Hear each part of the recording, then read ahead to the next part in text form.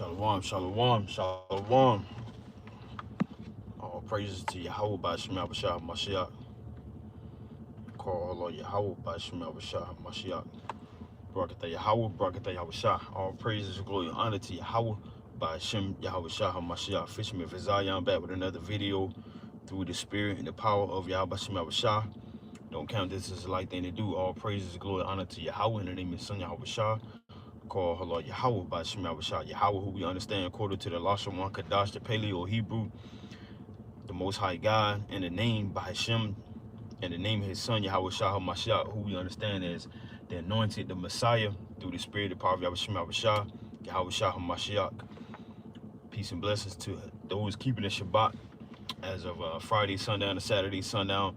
Peace and blessings to so-called blacks, Hispanics, and Native Americans, and doing in these last days to the best of their ability, striving to continue to forsake the flesh and the cares of this world to the best of their ability. Peace and blessings. Most High willing, you are having a mighty Shabbat through the Spirit of power of Shema Bashah. Please, peace and blessings to the leaders and the elders in the nation, Yasharala, Israel, in these last days as well. Peace and blessings to the households that are in the faith in the Messiah, keeping the commandments and believing on the Messiah, Yahweh Shah Mashiach. And we're going to get straight into it. The parables of Yahweh Shah, Lazarus and the rich man, Luke chapter 16. So Lord willing, you're studying, staying in the faith, enduring, having hope in the Lord, staying in the word, examining yourself, and staying diligent in these last days. Now I'm gonna get this in St. John chapter 12, because it's important for us to follow the Most High, believe on the Most High, and serve the Most High in spirit and truth. So this is St. John. I want to make sure the audio is straight before I move on. Lord willing, the audio is good through the spirit, the power of Shema Shah. This is St. John chapter 12, and I'm gonna start at verse 26, and it reads. I'm gonna start at verse 25. St. John chapter 12 and verse 25. Shabbat Shalom. Peace and blessings to those tuning in, and Lord willing, we'll tune in soon. St. John chapter 12 and verse 25. It says, "He that loveth his life shall lose it, and he that hated his life in this world shall keep it unto life eternal."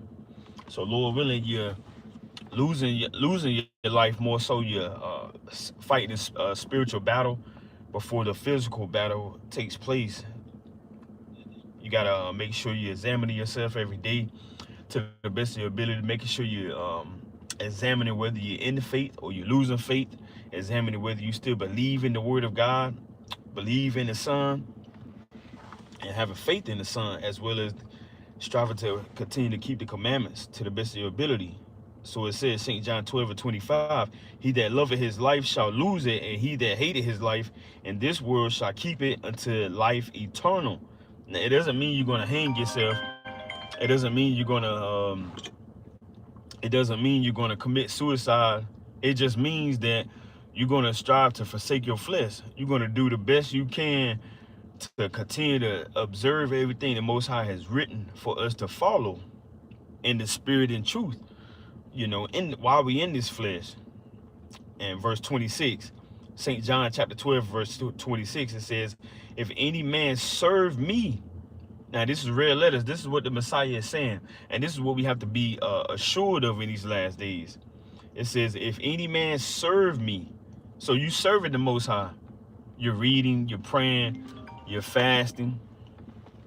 So like you're reading, you're praying, you're fasting, you're meditating, you're teaching your spouse if you have a spouse, you're teaching your children if you have children, and you're more so teaching yourself. You're preaching what you're teaching, and what you're teaching, you're actually following it. You're not being hypocritical.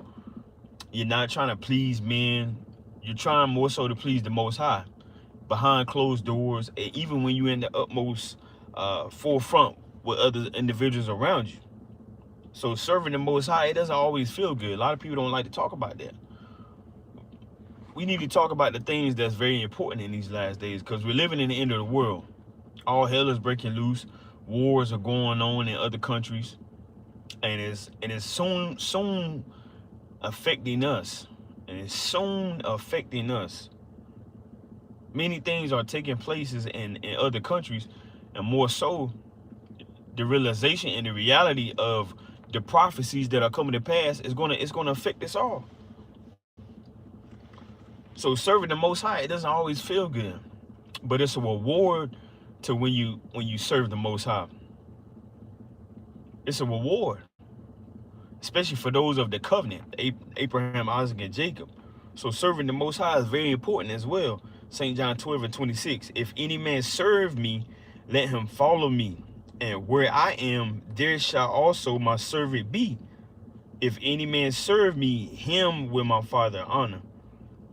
So you gotta ask yourself, are you serving the Most High? And if you're serving the Most High, you're gonna be where the Most High commands you to be, appoint you to be.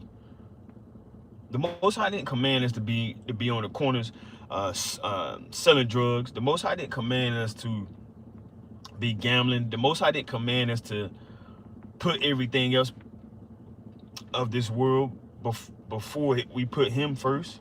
The Most High commanded that we have faith. The Most High commanded that we be blameless to the best of our ability, be pure, holy, set apart. So if you're going to serve the Most High, you got to do the right things. And doing the right thing doesn't always feel good. It's not always comfortable. It doesn't always get looked upon as what people glorify in this world. A lot of people glorifying March Madness right now. They're glorifying basketball. They're glorifying and out and about at camp, everybody's taking pictures. It's prom. Christian church is getting ready for Easter Sunday. People trying to get their outfits together, taking their kids to take pictures for prom, and all of these things that the world thrives off and the world is full of, but not trying to continue to ramble it upon. Now, this is parables of Yahawashi, Lazarus, and the rich man, Luke chapter 16. So with these parables that the Messiah spoke, he spoke about things at the end of the world. And a lot of people, they don't really ponder upon these things because they're mysteries, they're secrets. And the Messiah, he gave us secrets. He gave us mysteries. So you have to read between the lines and really break these things down, because he also spoke about the so-called white man's kingdom being brought down. And this is what these parables are going into, prophesying about the end of the world and things that he promised to the seed line of Abraham, Isaac, and Jacob. Now, he did speak in parables. Now, I want to get this real quick in Matthew chapter 13. And if you can understand what a parable is, he basically was telling you without telling you. The Messiah basically telling you things that are going to happen in the inner world before it actually happens, and more so without actually giving detail for detail, because you got to understand, he created people. He created everything that you basically see, hear, and can touch. So him being the most wisest man that ever walked the earth, he's going to be able to help people understand certain things without bugging out, without losing their mind. Because imagine somebody telling you what's going to happen at the end of the world and trying to tell you you're going to be there as well. Let's say if it was 1600 BC, and somebody's telling you during that time that the world is going to be overthrown in such cities in 2023, 2025, 2028, you're going to lose your mind. You're going to look at that person like they're crazy. And so that's what the Messiah did. That's why he spoke in parables. Now, this is Matthew chapter 13. And I'm going to start at verse 9, and it reads, it says, who hath ears to hear, let him hear. And these are red letters. So these are things that he spoke. So he's basically saying, if you can understand what I'm about to say, and if you can comprehend, if you can understand in the spirit what I'm about to relate to you, then bear well with it. Matthew 13 and 10. And the disciples came and said unto him, why speakest thou unto them in parables? So the disciples, the apostles, was asking him, was questioning him, them being confused a little bit themselves, needing their understanding heightened. So he had to explain to them And he answered, verse 11, he answered and said unto them, because it is given unto you to know the mysteries of the kingdom of heaven, but to them it is not given. So a mystery is a secret, something that wasn't fully understood in those days and age, because it was only appointed to those that was following the Most High in truth and sincerity. So he said, hey, look, these are secrets, and everybody not gonna get a secret. Everybody not gonna get a riddle. They're not gonna really understand it. The Most High gotta tap into your mind. He gotta tap into your spirit to be able to help you understand. That's why in Wisdom of Solomon and Apocrypha it says to those that are without wisdom, they're like nothing. So you got people in this world that enjoying their so-called Saturday, they're enjoying so-called life, they're partying, they're having their so-called good time. And I say so-called because that's what the world say, but more so, you're really not having a good time unless you're in the presence of the Most High, because it's an illusion. So this is in the Apocrypha, and like we always try to encourage, if you don't have an Apocrypha, get you an Apocrypha. From First Esdras all the way down to Second Maccabees. So this is Wisdom of Solomon chapter 9, and I'm gonna start at verse 6 in the Apocrypha. It says, for though a man be never so perfect among the children of men, yet if thy wisdom be not with him, he shall be nothing regarded. And so this isn't man's words. This is the words of the Most High. So the Most High basically saying, if you don't have his wisdom, you're basically nothing. You're basically, just nothing, if you can understand. And so that's just like a mystery, a secret. Those that don't have the mysteries and the secret and the prophecies of the Most High, they're basically, not on a such level as the prophets were on. Now, reading this again, Matthew chapter 13 and verse 11, he answered and said unto them, because it is given unto you to know the mysteries of the kingdom of heaven. So the Most High, he didn't give mysteries to everybody. It's not meant for everybody to understand the Bible. It's not meant for everybody to understand the doctrine that the Israelites teach. Verse 12, Matthew 13 and 12, for whosoever hath, to him shall be given, and he shall have more abundance. But whosoever hath not, from him shall be taken away even that he has. So the Most High, he didn't give everybody the understanding of the end of the world and the prophecies and similitudes and allegories and things like that, because it was only meant for certain individuals to get it.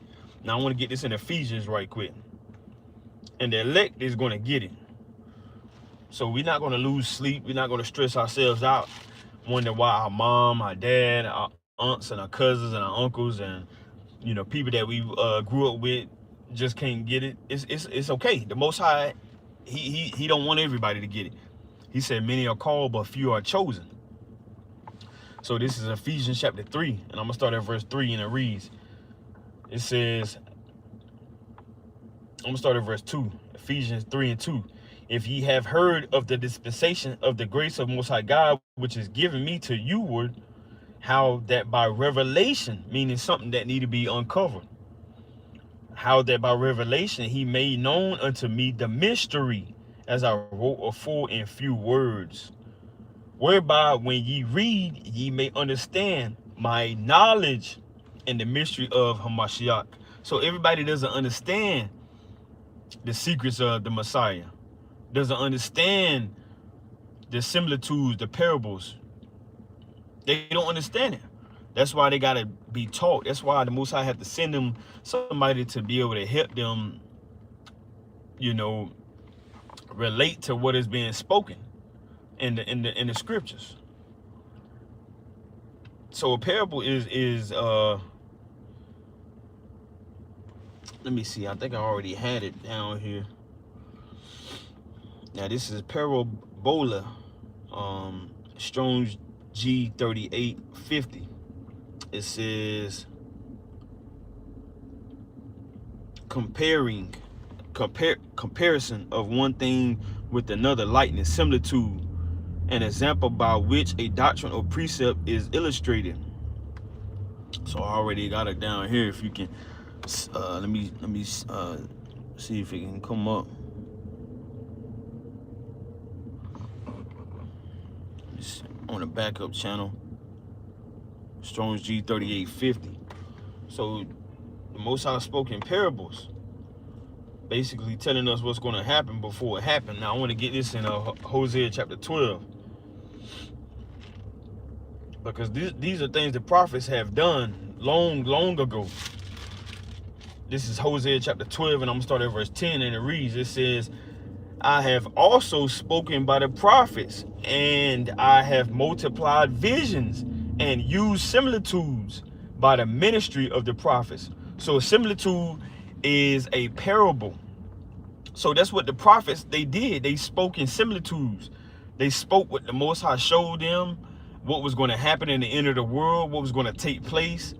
And they broke it down the best they could in that time frame, in that time period. So reading it again, Hosea 12:10, I have also spoken by the prophets, and I have multiplied visions and used similitudes by the ministry of the prophets. And the prophets been on the earth, you know, since the Most High had things take place in the Garden of Eden, if you can understand. Let me read this precept real quick in Genesis. Now this is Genesis chapter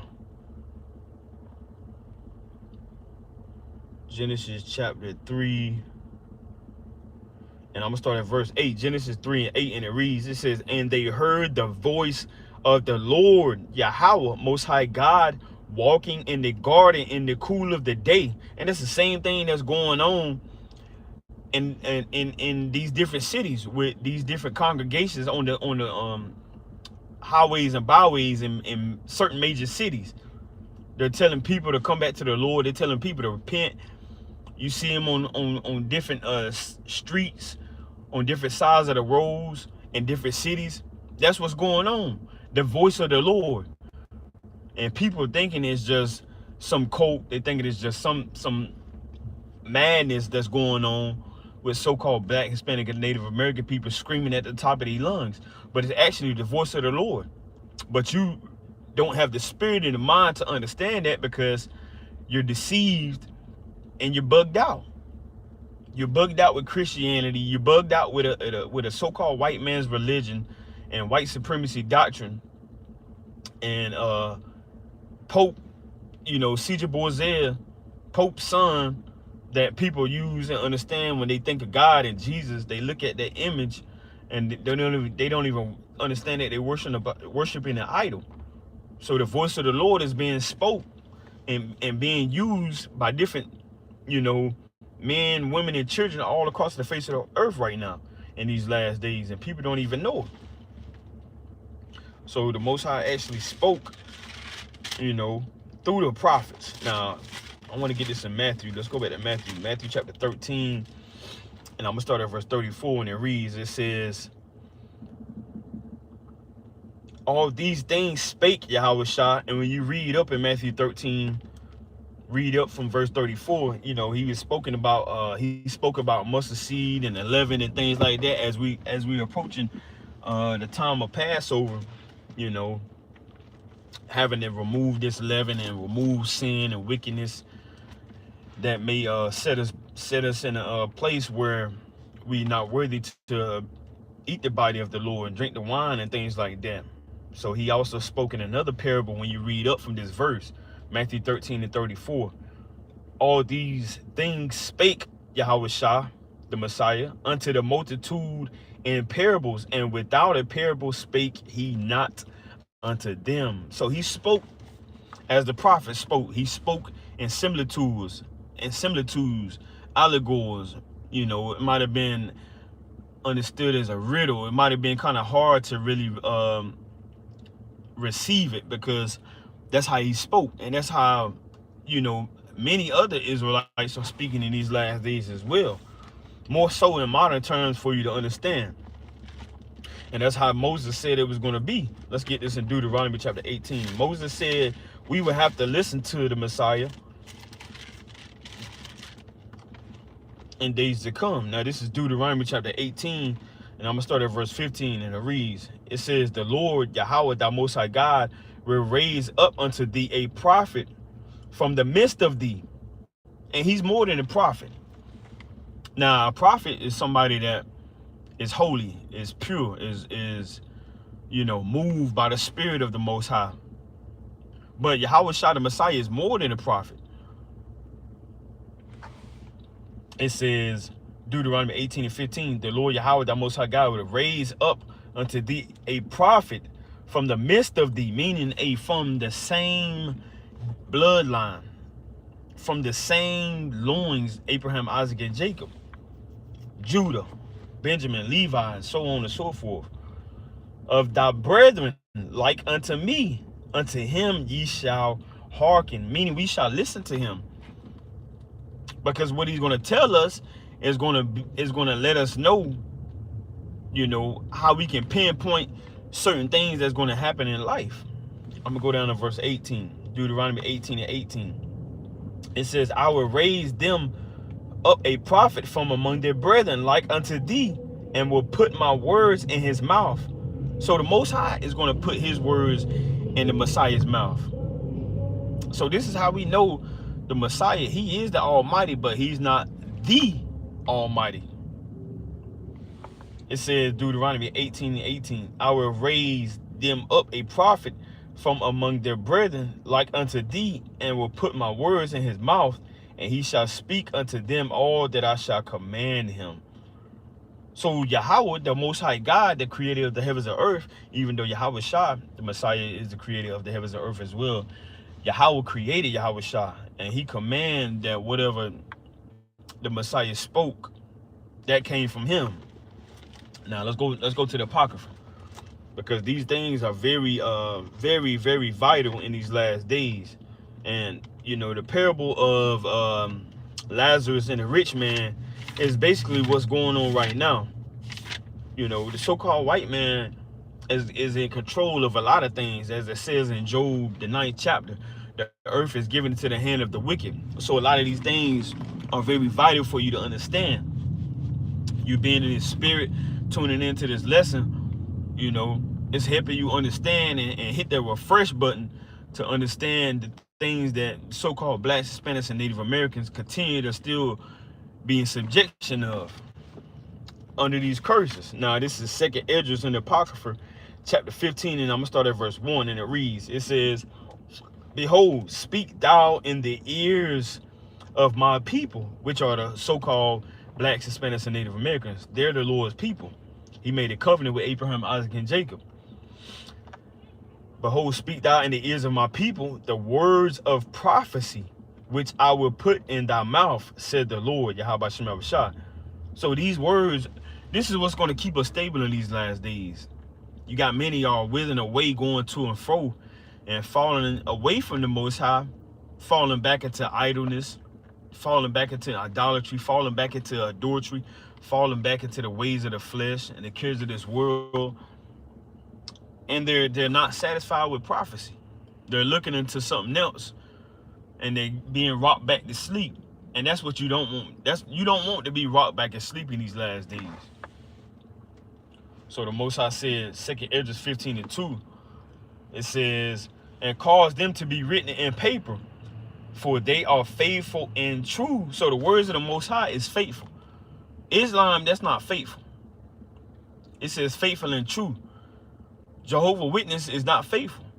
The Christian church is not faithful, and it's not true. So these things, they're constantly being reminded in these last days. The Most High said it's faithful and true.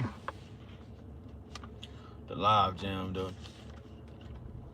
So reading on 2nd Esdras 15 and 3, it says, fear not the imaginations against thee. Let not the incredulity of them trouble thee that speak against thee. And there's many people that speak against us, saying we're not the real Israelites. They're saying we're something that was made up. They're saying all type of false things about us. But the Most High said, don't let that trouble you. We're not going to let it trouble us. It says, for all the unfaithful shall die in their unfaithfulness. Behold, said the Lord, I will bring plagues upon the world, the sword, famine, death, and destruction. And that's what's coming to a city near you, as known as AKA Babylon the Great. You know, the city of confusion, Babal. The Most High is going to bring a sword, famine, death, and destruction upon this society, upon this wicked kingdom. So you got to ask yourself, where you stand at? What side are you on? Are you on the Most High side? Or are you on the wicked side? Or are you on the nation side? Or are you on the side of Hashatan, Satan? So the Most High, he's commanding that, you know, we understand, you know, how he's getting down. Now I want to get this in 2 Ezra chapter 6. Let me get chapter 6. Book of 2 Ezra chapter 6, and I'm going to start at verse 7, and it reads. It says, then answered I and said, what shall be the parting asunder of the times? Or when shall be the end of the first and the beginning of it that followeth? So our forefathers was questioning, when is the end of the world going to be? When is the kingdom going to come? What shall we see? What shall we look into? Verse 8. 2 Ezra 6 and 8. And he said it to me, from Abraham unto Isaac, when Jacob and Esau were born of him, Jacob's hand held first the heel of Esau, for Esau is the end of the world, and Jacob is the beginning of it that followeth. So the so-called white man kingdom is coming down. He's the end of the world. And the so-called blacks, Hispanics, and Native Americans rulership are up next. And that's what we're clocking. We're clocking how many things are going on. Rumors of wars, like the Messiah said what happened in Matthew 24. You know, many things that we can look upon and pinpoint based on prophecy what is happening. Let me get this in 2 Ezra chapter 9. This is 2 Ezra chapter 9. I'm going to start at verse 1. It says, he answered me then and said, measure thou the time diligently in itself, and when thou seest part of the signs,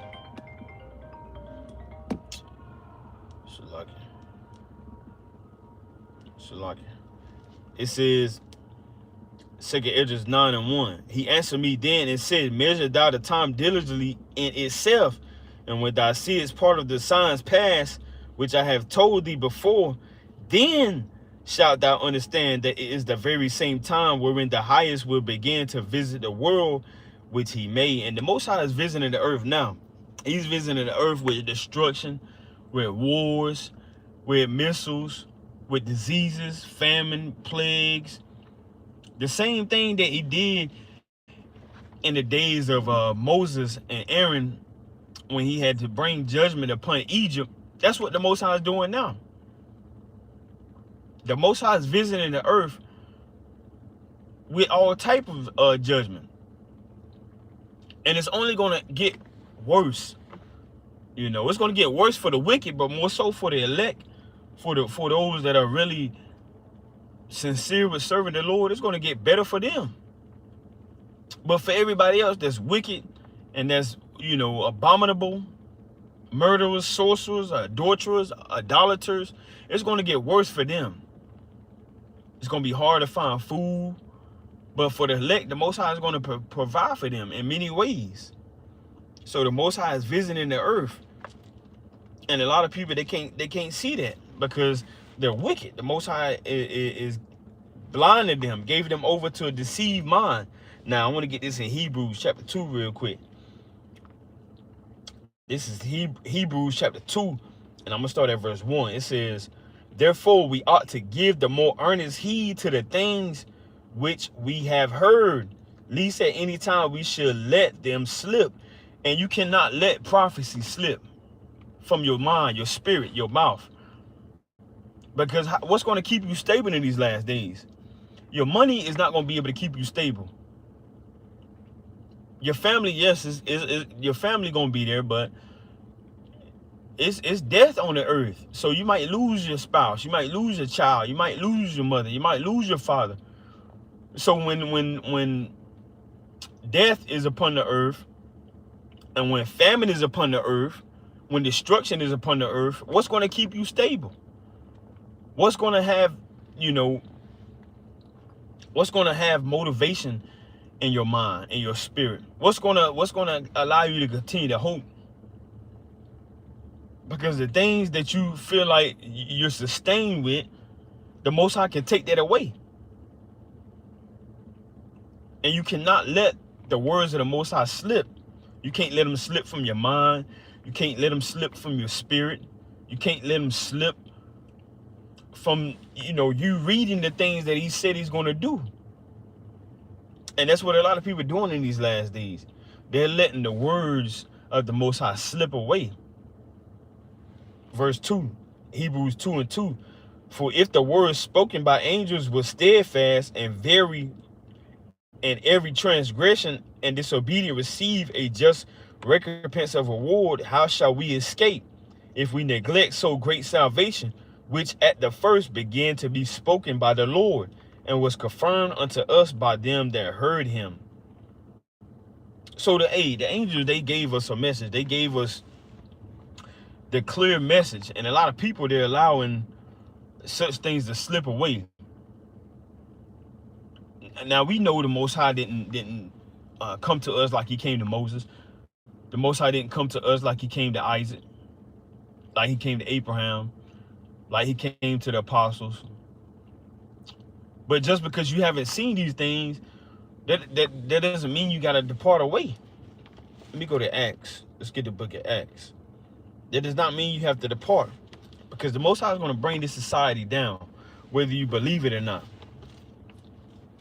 Now this is Acts chapter 1, and I'm going to start at verse 4, and it reads, and being assembled together with them, commanded them that they should not depart from Jerusalem, but wait for the promise of the Father, which said he, ye have heard of me. So even though they got overthrown by the Romans, they got overthrown by their enemies, they still couldn't depart from Jerusalem, meaning they couldn't allow this to be taken out of their spirit. You can't let the spiritual demon Satan take hope away from you, take joy away from you, take peace away from you, take your spiritual livelihood. Because we are a spiritual people. The so-called blacks, Hispanics, and Native Americans are a spiritual people. And those that worship the Most High must worship him in spirit and truth, as it says in St. John chapter 4. Now I'm going to go to verse 6, Acts chapter 1, verse 6. It says, when they therefore were come together, they asked of him, saying, Lord, wilt thou at this time restore again the kingdom to Israel? So, and that's what we got to ask the Most High right now. More so, you're not asking him that physically, because he's not in front of you in the physical flesh, but more so, you have a hope that the Most High is going to restore the kingdom, because you seeing him bring down your enemy's kingdom. These countries, Israel and Iran and all of these other countries, judgment is being brought upon them. And you see it day by day. I'm going to go down to verse 8. First, Acts chapter 1 and verse 8. It says, but ye shall receive power after that the Holy Spirit is come upon you, and ye shall be witnesses unto me, both in Jerusalem and in all Judea and in Samaria and unto the utmost part. So and unto the uttermost part of the earth. So he told him, you're going to be witness unto what he showed you, what he told you, in Jerusalem, in Judea, in Samaria, and unto the uttermost part of the earth. So he knew we was going to be in a different part of the world. This wasn't just a message just in Jerusalem and in Judea and in Samaria.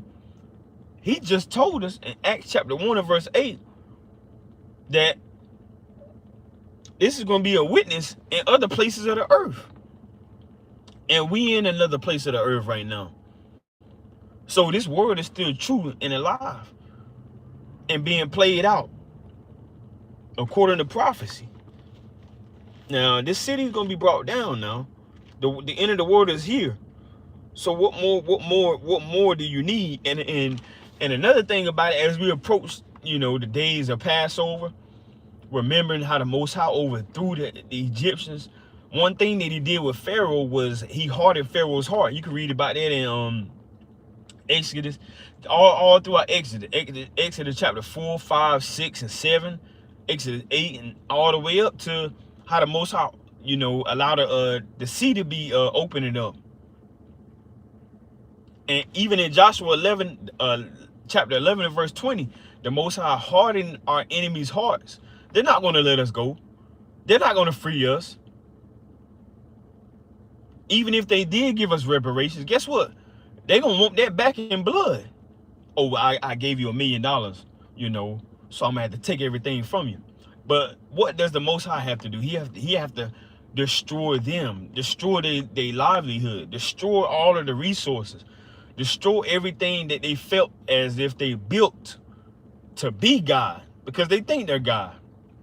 They technology makes them out to be God upon them, their own ways and their own mind, their cars, their buildings, their resources. So the Most High got to bring all that down, and those that are joining with them that are so fascinated with this place, the Most High gonna bring them down too. That's why he said don't be hand joined in hand. And if you are, you're not gonna go unpunished. So it's best that we get our minds and our spirits and our household in order, just like the days of Egypt. Moses and Aaron. Gotta make sure that blood is on your doorpost. Gotta make sure you in the right spirit, because when that death angel passed by, you don't want to be the one that it takes out. Now this is Nahum. Let me get Nahum right quick, because this is a bloody city. And it's going to be brought down. Now this is Nahum chapter 3, and I'm going to start at verse 1. And this is another way of understanding Babylon the Great, where we are right now. Nahum 3 and 1. It says, woe to the bloody city. It is all full of lies and robbery. The prey departed not. And so this place is full of robbery. They stole the land from the so-called Native Americans, the Gadites, the Reubenites, the Manassites. And they're saying they're saying, Issachar is foreigners. They're saying they're not supposed to be here when they was here with us, the Gadites, the Reubenites. So this place is full of robbers. They done robbed us. They done took our heritage. They done took our DNA.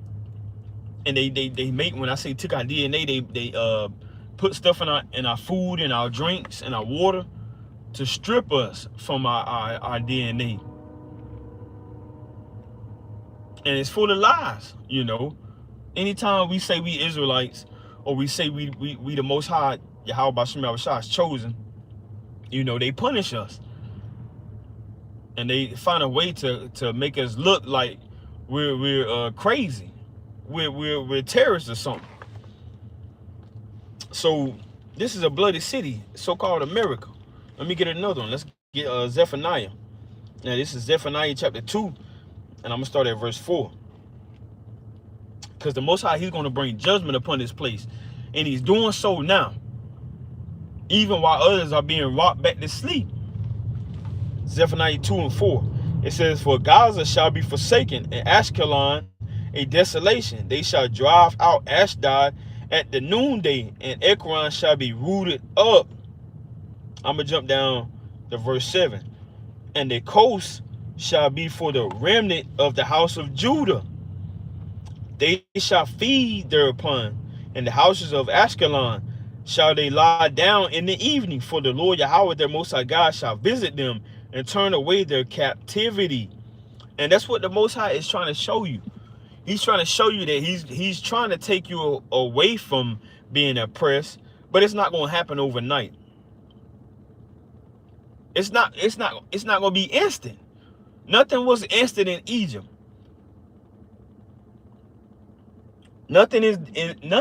Anything worth having, it's going to take time. So the Most High, he showed our forefathers that, look, I didn't forget about you. I've had my hand and my eyes on you the whole time. I seen the afflictions of your children. I seen the afflictions of your grandparents. I seen the afflictions of your kingdom. I seen the pain that you had to go through. And he also was reminding us, I seen what my son had to go through too. And I've given him y'all, but y'all despised him. Y'all trodden his blood under your foot. And so now here we are still dealing with these curses. Now, I'm going to go down. Verse 14. Zephaniah 2 and 14. And flocks shall lie down in the midst of her, all the beasts of the nations, both the cormorant and the bittern shall lodge in the upper lintels of it. Their voice shall sing in the windows. Desolation shall be in the thresholds, for he shall uncover the cedar work. This is the rejoicing city that dwell carelessly, that said in her heart, I am. And this city says, I am. This city shows you every single day, second, hour, on the minute that your feet are on the ground and your eyes are open and you have breath in your life. They show you how wicked they are and how wicked they want to commemorate themselves before the Most High. And there is none beside me. How is she become a desolation, a place for beasts to lie down in? Everyone that passeth by her shall hiss and wag his hand. And the Most High got to bring this society down. He got to bring it down. It's wicked. It's not going to stand. Now let's go to Luke chapter 19, because this is the parable of Yahawashi, the Lazarus and the rich man. So this is Luke chapter 19, so like Luke chapter 16, and I'm gonna start at verse 19, and it reads, it says, there was a certain rich man which was clothed in purple and fine linen, and fared sumptuously every day. And this rich man is going into the so-called white man, which we know him to be Esau, if you can understand Edom.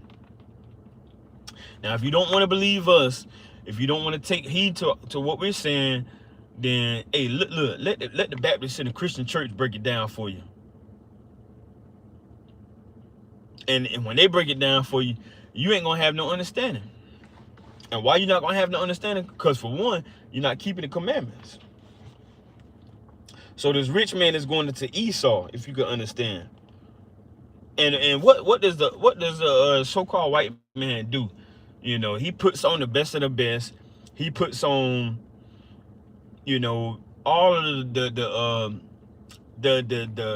hard to get stuff, the best resources, and that's what the Most High has given him. He's giving him, you know, the best of the best. He's giving us the worst.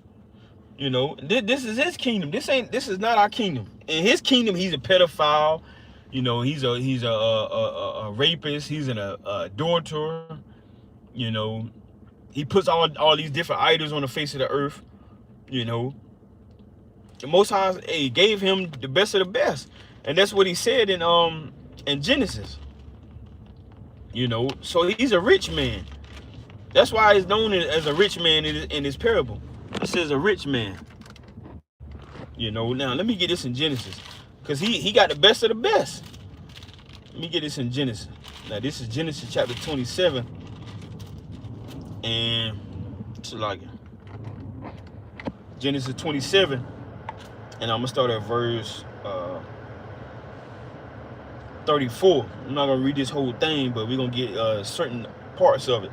Genesis 27 and 34, and it says, and when Esau heard the words of his father, he cried with a great and exceeding bitter cry, and said unto his father, bless me, even me also, O my father. And why we're reading this, because in order for you to understand this parable, you got to go precept upon precept, line upon line, here a little and there a little. It's not going to give you, you know, plain as day who this rich man is. You got to read between the lines. You got to search it out. You got to seek it. And after you search it out and seek it, then you will find it. That's how the Most High explained it. He says, seek and you will find. But people look at us as if we're taken away and added to, when we know good as well. That's a sin. That's a punishment. And the Most High will not allow you to just add and take away from his word and not be unpunished. But people don't understand parables. That's why we got to break it down. So Esau, he was looking for a blessing, you know, and his father was going to relay and give him the blessing. So as we read down Genesis 27 and 35, and he said, and he said, thy brother came with subtlety and had taken away thy blessing. And he said, is not he rightly named Jacob? For he has supplanted me these 2 times. He took away my birthright, and behold, now he had taken away my blessing. And he said, hast thou not reserved a blessing for me? So Esau was looking for a blessing. He was wanting to be given something, due to Jacob being given many different things as well. So I'm gonna read down to verse 30. I'm gonna go down to verse 38. Genesis 27 and 38. And Esau said unto his father, hast thou but one blessing, my father? Bless me, even me also, O my father. And Esau lifted up his voice and wept. And Isaac his father answered and said unto him, behold, thy dwelling shall be the fatness of the earth, and of the dew of heaven from above, and by thy sword shalt thou live. You see that? It says, by thy sword shalt thou live. And so this is what Isaac blessed Jacob, like he blessed Esau with. He blessed him by the sword. And what does the sword mean? That's one thing Esau does. He takes his sword, kills, steals, and destroys. And that's how he became rich. By killing, stealing, and destroying, rape, robbing, and murdering. So Genesis 27 and 40, and by thy sword shalt thou live, and shalt serve thy brother. And it shall come to pass, when thou shalt have the dominion, that thou shalt break his yoke from off thy neck. And so that's what it is. You know, he's rich. He has the best resources. You know, he can go to many different parts of the earth. He has the best of the best. His name is on everything. His name is on this bank. His name is on this professional team. His name is on this school. His name is on this car. His name is on this house. His name is on this blueprint. And that's what he had. He had his blessing given to him as the dominion and the fatness of the earth. Now, let's get another precept. Let me get Ecclesiastes. So understanding this rich man, you know, you got to understand how Esau had his blessing set up. This is Ecclesiastes chapter 10, and I'm going to start at verse 7, and it reads, it says, I have seen servants upon horses, and princes walking as servants upon the earth. And so who as the prophecy was relayed in Genesis 25, verse 21 on down, that Jacob's hand would be held against Esau's heel. So Esau really supposed to be serving us, but more so right now, we're serving him. The so-called blacks, Hispanics, and Native Americans are serving and slaves to the so-called white man, when they supposed to be the servants. But due to us, you know, disannulling the covenant, shunning away the righteousness of the Most High, now we're the servants. Now we got chains and yokes on us, as we once had them physically in the 14 and the 1600s. More so now, you know, we got them on us spiritually until the Most High takes them off. And so Ecclesiastes 10 and 7, I have seen servants upon the horses. So Esau is upon the horse, controlling and running and reigning the earth, having the earth all out of course, all out of whack, destroying the ozone, destroying the food, the resources, got the women all out of order. Got the animals all out of order. Got animals biting everybody, putting diseases on everybody. Got the animals in cages and got the animals doing all type of madness. Got people sleeping with the animals and got animals sleeping with the people. Doing all type of abominable things. And that's what happens when you got the wicked in rulership. So, hey, like it says, I have seen servants upon horses and princes walking as servants upon the earth. And that's what happens when we don't obey the Most High. He takes things away from us. And like it says in Luke, let's go back to Luke. Let's go back to Luke chapter 16. Because it also said this rich man has purple on. So understanding that, Luke 16 and 19, there was a certain rich man which was clothed in purple and fine linen. So when you understand anything about purple, purple represents royal, represents a high stature, represents the upper echelon, if you can understand. And the Most High didn't allow for everybody to be able to wear purple. It was a sign of, it was something that was exclusive. Now, in this society, people like to idolize shoes and clothes and things like that, as well as many other things. But certain things, you got in this lifetime, you got to have a little bit of money to get the high end of the stuff, like hype beast shoes and, you know, access to going to certain events and venues. And that's how it was in ancient days when somebody wore purple. Now, let me get this in Revelation. So this rich man got purple on. So this is Revelation chapter 17. And I'm going to start at verse 4. Revelation 17 and 4. It says, and the woman was arrayed in purple. And this woman is going into, you know, a certain kingdom that's being in control. You know, if you can understand, controlling things and wickedness. So another way for understanding that is a beast. Revelation 17 and 4. And the woman was arrayed in purple and scarlet color, and decked with gold and precious stones and pearls, having a golden cup in her hand, full of abominations and filthiness of her fornication. As it reads on, verse 5, and upon her forehead was a name written, Mystery Babylon the Great, the mother of harlots and abominations of the earth.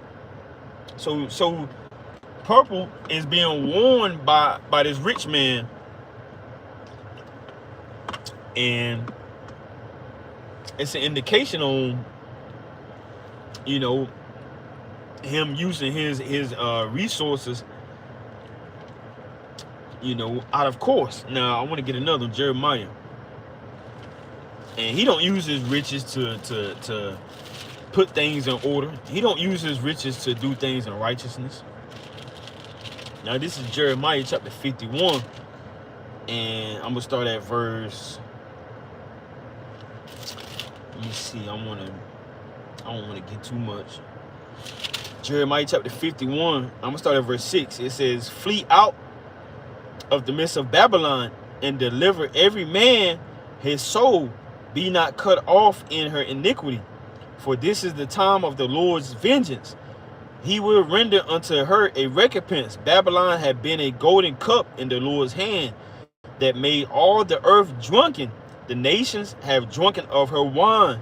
Therefore the nations are mad." And so this rich man got the whole entire earth out of course. Got other nations doing his abominable works as well, bowing down to him, freaking off with him, doing the same things that he does, speaking the same way he does. They didn't. You got a so-called Chinese man doing the same thing the white man doing, celebrating his holidays, doing his dances, coming over here, keeping his pagan days as well. And that's the madness of it, you know. Let me get another precept. I want to go to Habakkuk chapter 2, and I'm gonna start at verse 15. back in chapter 2, verse 15, it says, woe unto him that giveth his neighbor drink, that puttest thy bottle to him, and makest him drunken, also that thou mayest look on their nakedness. And it's abominable work to look on somebody's nakedness, and more so to allow them to be overthrown when they're drunk. And it's a crime to do that. Get somebody drunk and then strip them. They didn't give you that right to do that. They didn't consent you. Say, you know what, you can get me drunk, and then you can just take my clothes off, and you can just do what you want with me. But that's what the so-called white man doing. He got so-called black, Hispanic, and Native American people thinking that it don't really matter who they are, as long as they go to the Christian church and they go to the altar, they pay their tithes, and that's all they need. He got them thinking that, you know, all they got to do is go to school, get a degree, and then get a so-called good job, and then go to church every Saturday, every Sunday, every Wednesday, participate in their religious, you know, following, and they be all right. He got them drunk. And then when the Israelites tell him, you got to come out of her, you gotta come from out of her, or you're gonna be overthrown with her plagues as well. They say, look, I got Jesus, I'm all right, you know, I'm saved, sanctified, filled with the Holy Ghost. You can't tell me nothing. And then they say, I rebuke you in the name of Jesus. And then they just run away, because he got them drunk. He got them drunk, thinking that all they got to do is have a white Jesus and everything is gonna be all right. And that's why this place got to be brought down. As it says in verse 12 as well, Habakkuk 2 and 12, it says, woe to him that builded a town with blood and established a city by iniquity. And so he built this place by overthrowing, rape, robbing, and murdering. That's what he did, you know. So the connection going in and out, but we're gonna keep this thing rolling, or willing to come back on. So let's go back to Luke chapter 16, so we can get an understanding on this. Luke chapter 16, and I'm gonna go to verse 20. It says, Luke 16 and 20, and there was a certain beggar named Lazarus, which was laid at his gate full of sores. And Lazarus is known as Israel, if you can understand. In this context, Lazarus is known as Israel. Now, it is another Lazarus in the Gospels that Yahawashi, the Messiah, brought back from the dead. But this is not talking about that Lazarus. This is talking about Lazarus being Israel, if you can understand. All right? And his sores being understood as the afflictions. Because so-called black, Hispanic, and Native American people, they deal with sores every day, every month, every year, from generation to generation. If a woman was to give birth to a child right now and bring forth a child into the world, their child is going to have sores as well, because that child is going to be, you know, brought into a world where this is not our rest. Getting raped, robbed, and murdered. Now, let me get this in Isaiah real quick. It's the book of Isaiah, chapter 1 and verse 6. As soon as that child comes to the earth, they don't acknowledge, you know, the law, statutes, commandments of the Most High. You know, you tell them, especially if you have a man child, you tell them, you know, you're not circumcising your child to the 8th day. They trying to overthrow you, trying to pressure you. Say, no, it's not helpful. Can't do that. You're a terrible parent. They try to bring in child protective services. You're wrong. You're wicked. Try to tell the family to kind of get back a little bit, step out for a second. No, my baby has a right to do what she want to do with her son. My son has a right to do what he want to do with his son. And they saying, hey, stand out of the room for a second. all due to the fact that we want to keep the law, statutes, commandments. We got swords, man. You know, and Lazarus, him having swords is a representation of Israel being beat and punished. Your food jammed up, your health jammed up. You got to deal with all these religions. You got to deal with all these Planned Parenthood. You got to deal with the public school system. You got to deal with all of this madness in this society, which it allows to heap on sores, scrapes, bruises, bumps, hatred. So this is Isaiah chapter 1 and verse 6. It says, from the sole of the foot even into the head, there is no soundness in it, but wounds and bruises and putrefying sores. They have not been closed, neither bound up, neither modified with ointment. And that's what we deal with. Because our enemy is ruling and reigning the earth right now, in control. So as long as our enemies are ruling, reigning, in control, we're going to continue to have swords. They don't even want us to be on the live. They'll figure out a way to try to prevent the truth from coming out. They'll overthrow the live. They'll overthrow the technology. We ain't had problems with the internet all week. And then all of a sudden, when the word of the Most High comes out, they'll figure out a way to kind of shadow ban it. You don't even see it. Don't even come up. But even though we know the Most High is in total control, so that's what the so-called white man does. He puts swords on us. Now let's go back to Luke. Luke chapter 16. Luke chapter 16. And I believe we on. I'm gonna start back at 19 again. Luke 16 and 19. There was a certain rich man, which is Esau, which was clothed in purple and fine linen, and fared sumptuously every day. And this rich man, he don't give you, he don't pay you. You know, you got Lazarus being a beggar, he don't pay you. And according to the law, you're supposed to pay a servant after that work is done. You can't wait a week. You can't wait 2 weeks. You got people getting paid the 1st and the 15th. You got people getting paid every 2 weeks. Let me get this in James real quick. You can't do that. Let me get this in James chapter 5. This is James chapter 5 and verse 1. It says, go to now, ye rich men, weep and howl for your miseries that shall come upon you. Your riches are corrupted, and your garments are moth-eaten. Your gold and silver is cankered, and the rust of them shall be a witness against you, and shall eat your flesh as it were fire.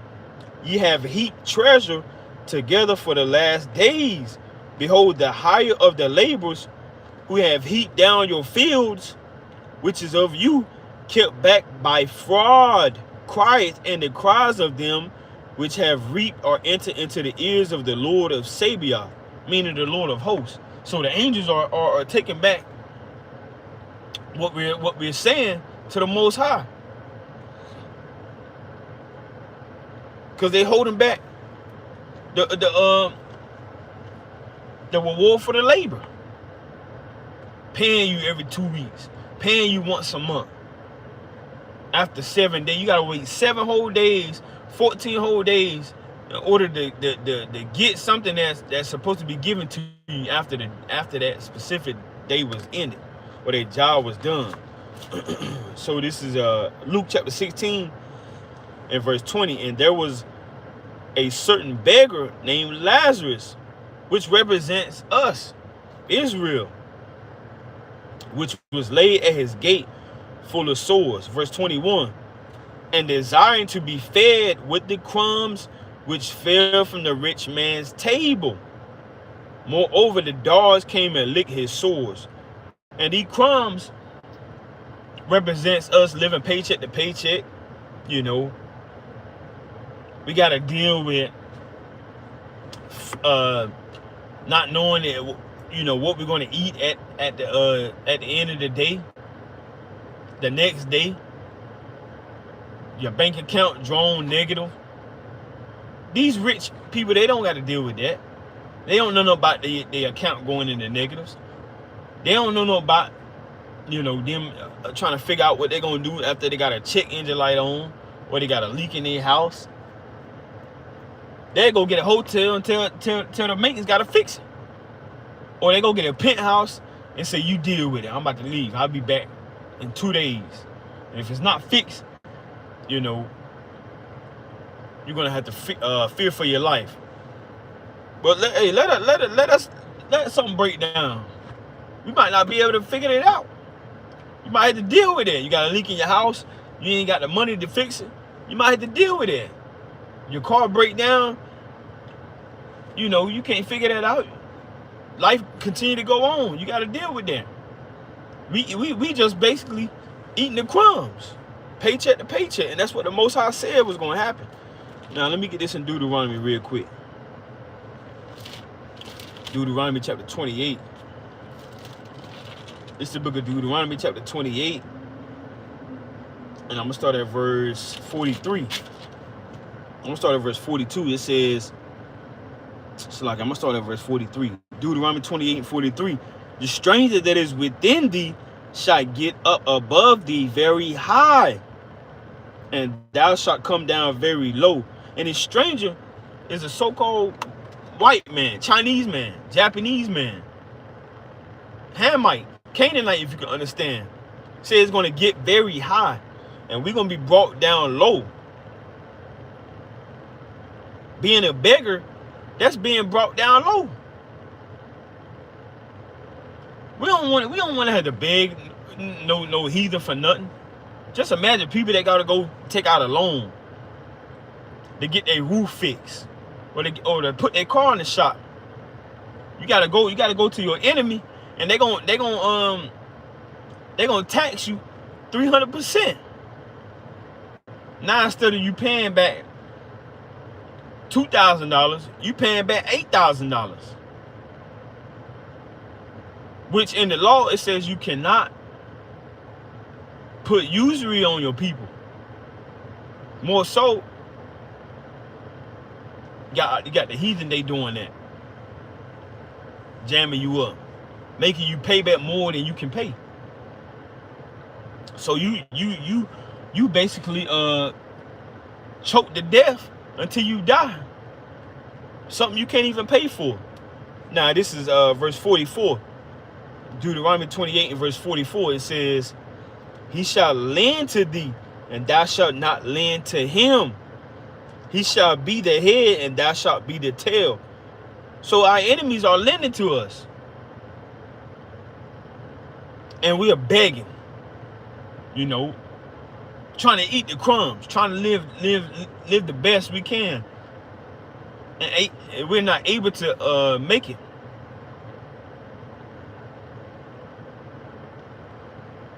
So let me read this again. Deuteronomy 28 and 44. And how in the world you can't see this is us? Like, you gotta be overthrown out of your mind, really blind, to not see that this is talking about us. I don't see nobody else on the face of the earth that's lending to another nation. Ain't no so-called black, Hispanic, and Native American lending to the white man, lending to the Chinese man, lending to the Japanese man.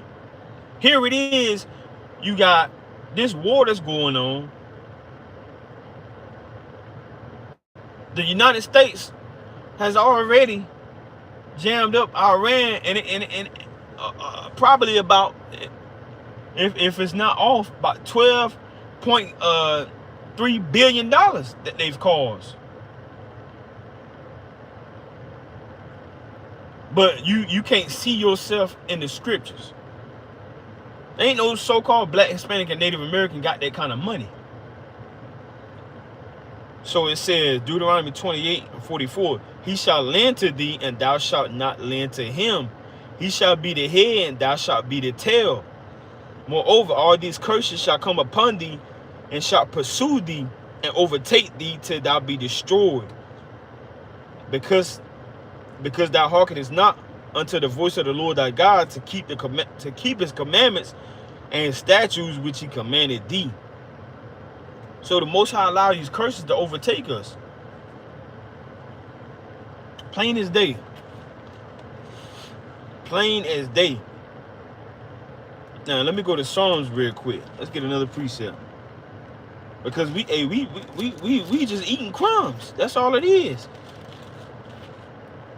And the dogs, that's basically other nations. Now it says in Luke about the dogs. The dogs licked their sores. Let's read it one more time. Luke chapter 16. This is the book of Luke chapter 16 and verse 21. It says, and desiring to be fed with the crumbs which fell from the rich man's table, moreover the dogs came and licked his sores. So the dogs represents other nations. As we just read it in Deuteronomy 28, because they basically are there to overthrow us as well. Now I want to read this in Psalms real quick. Psalms 83. And I'm gonna start at Psalms 83. I'm gonna get straight to the point. I'm gonna start at verse 5. Psalms 83 and 5. It says, for they have consulted together with one consent. They are confederate against thee. So Esau is the so-called rich man, and the dogs represents the other nations. So Psalms 83 is going to tell you who is confederate against you, who's going to consent to be your enemy, to ponder and plan your downfall.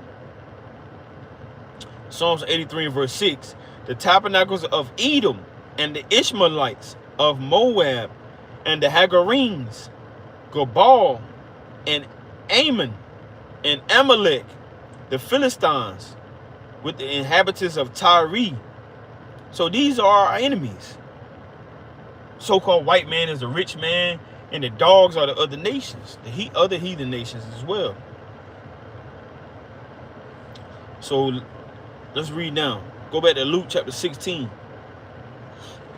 and verse 22, and it reads, it says, Luke 16:22, and it came to pass that the beggar died and was carried by the angels into Abraham's bosom. The rich man also died and was buried. And so right here you see a sign of deliverance, because this is what we're looking forward to. We're looking forward to, and as we said a lot, more and more is going to be said as the days draw closer and closer to the second return of the Messiah. We're looking to be put in Abraham's bosom, which represents deliverance, if you can understand in this parable. That's what we're looking forward to. You know, and when the so-called white man, as it represents in this verse right here, the rich man also died. When he dies, meaning, hey, it's the end of his rulership. His time is done. His kingdom is over. His kingdom is destroyed. Being in Abraham's bosom, meaning it's basically deliverance. The kingdom is being established. Glorified bodies, spiritual bodies. The laws, statutes, commandments being in your inward parts. You're not having to be afraid and terrified if you committed a sin, transgressed the law, or anything like that. Now, I want to get a precept in Revelation real quick. So this is Revelation chapter 11, and I'm going to start at verse 15, and it reads, Revelation chapter 11, verse 15, and the seventh angel sounded, and there were great voices in heaven, saying, the kingdoms of this world are become the kingdoms of our Lord and of his Christ, the anointed, and he shall reign forever and ever. So being in Abraham's bosom, the Lord is going to reign forever and ever. We're going to be under righteousness. We're going to be under, you know, the glory of the Most High. Let me get Isaiah real quick. Now, this is Isaiah chapter 9, and I'm going to start at verse 6, Isaiah 9 and 6, it says, for unto us a child is born, unto us a son is given, and the government shall be upon his shoulders. The kingdom is going to be bared up by order, righteousness, rulership of the Most High.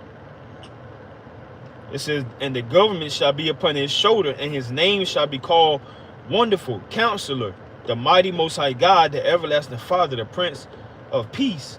Of the increase of his government and peace, there shall be no end upon the throne of David and upon his kingdom, to order it and to establish it with judgment and with justice from henceforth even forever.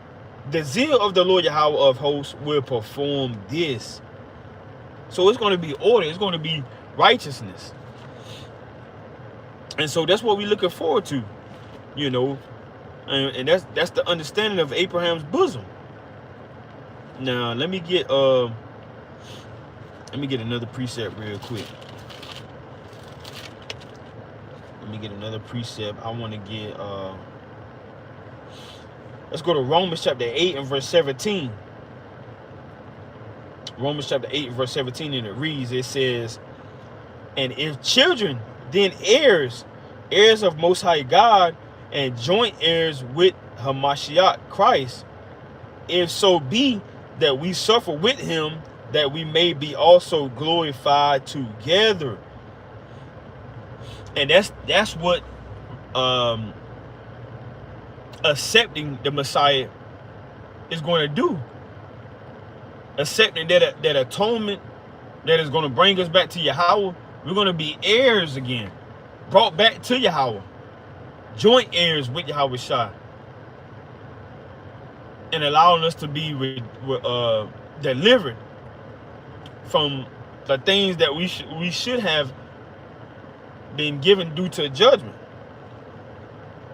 So Romans 8 and 18, for I reckon that the sufferings of this present time are not worthy to be compared with the glory which shall be revealed in us. So what we're going through now, and what Lazarus basically went through, it's not going to be compared to what is going to be given and dealt with in Abraham's bosom, if you understand the kingdom of heaven. So let's go back to Luke. Luke chapter 16. So let's go down. Luke chapter 16 and verse 23. And in hell he lifted up his eyes, being in torments, and seeth Abraham afar off, and Lazarus in his bosom. So the so-called rich man, the white man, if you understand Esau, it said he was in hell, lifted up his eyes, in torments. Now, if this was a literal hell, why is Abraham in hell? So when you understand the Bible, you got to understand it according to the precepts that are given. Now, this is not a literal hell that this rich man is in. More so, this is a condition, because you got to understand now as we speak, so-called 2026, so-called March, the Israelites are in hell. We're in slavery right now, paying taxes under the so-called white man's consent. So this is understood as a affliction, pain, suffering. Now let me get a precept real quick. Let's go to Jonah, so we can understand what it's saying about this hell. Let's go to Jonah real quick, because this is not a literal hell, if you can understand. This is a temporary condition, but more so it's not going to be temporary for the so-called white man. It's going to be a long-lasting torment. So this is Jonah chapter 2, and I'm going to start at verse 1, and it reads, it says, then Jonah prayed unto the Lord Yahweh, his Most High God, out of the fish's belly, and said, I cried by reason of mine affliction. So a torment is also being understood as an affliction as well. It says, by the reason of my affliction unto the Lord Yahweh, and he heard me. Out of the belly of hell cried I, and thou heardest my voice. So Jonah was in hell when he was in the belly of the whale. It's not a place where you go and you get stabbed by a red man with a pitchfork that has horns on his head. No, that's Greek mythology. We're into the truth. So what we're seeing is what is actually going on. Let me get another. Let's go to Psalm chapter 18. So the book of Psalms chapter 18.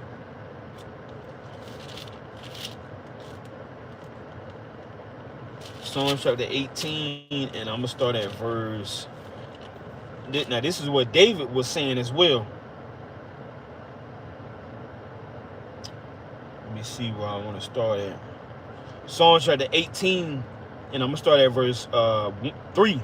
Psalms 18 and 3, it says, I will call upon the Lord Yahweh, who is worthy to be praised. So shall I be saved from my enemies. And David was pleading and begging that he be saved from his enemies. And that's exactly what we're dealing with now. Praying and pleading that the Most High save us from our enemies. Day by day until the kingdom is established. Verse 4, Psalms 18 and 4. The sorrows of death compassed me, and the floods of ungodly men made me afraid. The sorrows of hell compassed me about. The snares of death prevented me. So David was going through it as well, being afflicted. So that's what it was talking about in Luke, that the so-called white man is going to be in torments, meaning he's going to be in the kingdom of heaven as a slave, building up the kingdom of heaven, going through hell. It's going to be hell for the so-called white man, Japanese man, Chinese man, so-called white woman, the white little babies. It's going to be hell for them. They literally going to be in torments. And yes, this was a parable the Messiah actually taught. That's why they don't want to give you the truth. This is why they want you to have Christianity. Because if you knew the truth of the Messiah, it would destroy this society. It would destroy everything these elites had worked all their lives to uphold. So going back to Luke 16, and it says, Luke 16 and 23, and in hell he lifted up his eyes, being in torments, and seeth Abraham afar off, and Lazarus in his bosom. So he's in torments because he's going to be a slave, which has not ever been done so far on this earth, for a long, everlasting, and everlasting period. Now let's go to Isaiah chapter 5, because the so-called white man is going to be a slave. He's going to be a handmaid. He's going to be building up the kingdom of heaven. And he can't say no, I don't want to do that. There ain't going to be no so-called heathen that's going to be telling the so-called black, Hispanic, and Native American what to do. So this is Isaiah chapter 5 and verse 13. It says, therefore my people are gone into captivity, because they have no knowledge, and their honorable men are famished, and their multitude dried up with thirst. So we're in captivity, you know. So guess what's going to happen to Esau? He's going to be in captivity. Let me get this in Deuteronomy chapter 30. The roles are going to be reversed. Now this is Deuteronomy chapter 30, and I'm going to start at verse 7, and it reads, this is a future prophecy that has yet to take place. Deuteronomy 30 and 7. And the Lord Yahweh, thy Most High God, will put all these curses upon thine enemies, and on them that hate thee, which persecuted thee. See that? And so that's coming. That's coming. Whether they want to hear it or not, whether they like it or not, whether you believe us or not, it's going to come to pass. So going back to Luke chapter 16. Going down, verse 24. Luke 16:24, and it reads, and he cried and said, Father Abraham, have mercy on me. So the so-called rich man is saying to Abraham, have mercy on him, and send Lazarus that he may dip the tip of his finger in water and cool my tongue, for I am tormented in this flame. So the thing that once tormented us, once took us out, it's going to be upon them, as we just read in Deuteronomy 30:7. You know, they gonna be looking for us to relieve them, to take it easy on them. That's why it was saying he cried and said to Father Abraham, have mercy on me, because they're gonna be obeying us, and if they don't obey us, they look, it's gonna be bad for them. It's gonna be terrible. Let me get Second Thessalonians real quick. Let me get 2 Thessalonians. This is the book of 2 Thessalonians.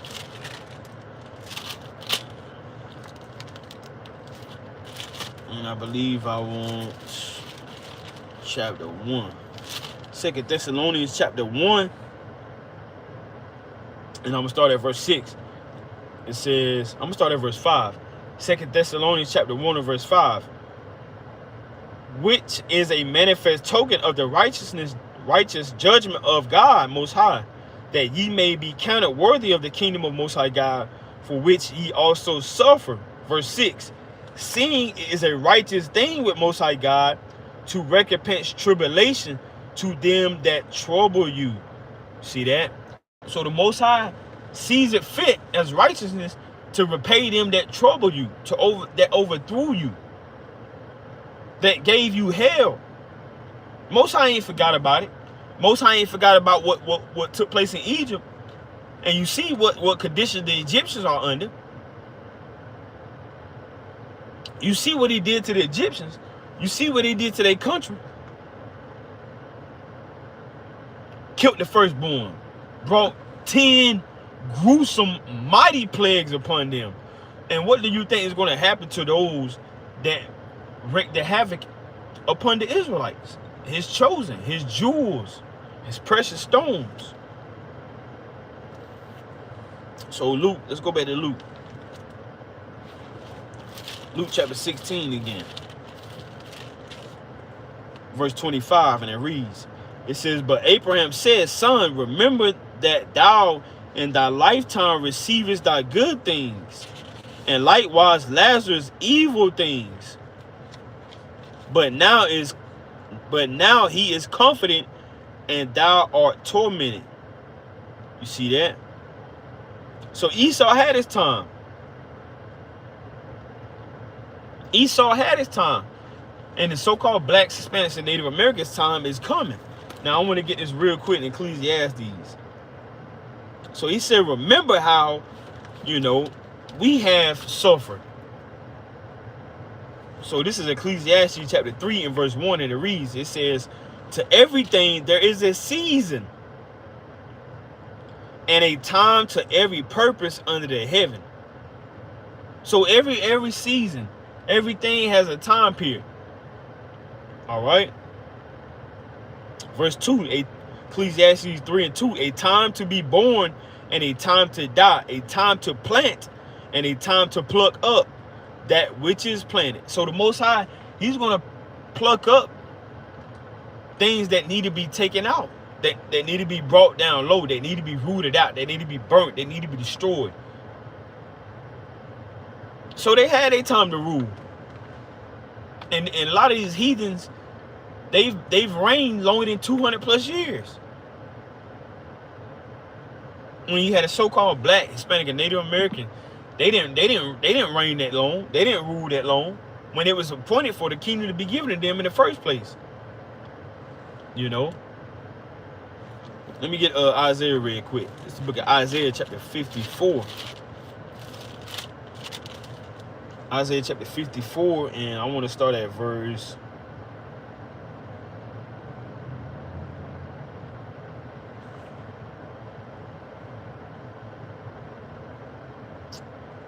Let me see. I'm going to start at verse 14. Isaiah 54 and 14. In righteousness shalt thou be established. Thou shalt be far from oppression, for thou shalt not fear, and from terror, for it shall not come near thee. Behold, they shall surely gather together, but not by me. Whosoever shall gather together against thee shall fall for thy sake. So you had other nations that had gathered against the Most High, gathered against his seed line, with a seed line that he promised many things to. So he's going to allow them to fall, and their kingdom is surely falling as we speak. Verse 16, Isaiah 54:16. Behold, I have created the smith that bloweth the coals in the fire, and that bringeth forth an instrument for his work. And I have created the waster to destroy. So the Most High is going to allow them to destroy themselves. He's going to allow them to overthrow themselves. And that's what the so-called white man does, you know, which the spirit of Satan is embedded in him. His kingdom is against his own self. And so how shall it stand? You know? So Lord willing, this was edifying. We don't count this as like thing to do, fishermen for Zion, as we understand, you know, Luke chapter 16. You know, this is a translation of the kingdoms. You know, the parables of Yahawashi, Lazarus, the rich man. So Lord willing, you had a mighty Shabbat, and you continue to forsake the flesh and the cares of this world to the best of your ability. Peace and blessings to you. Shalom.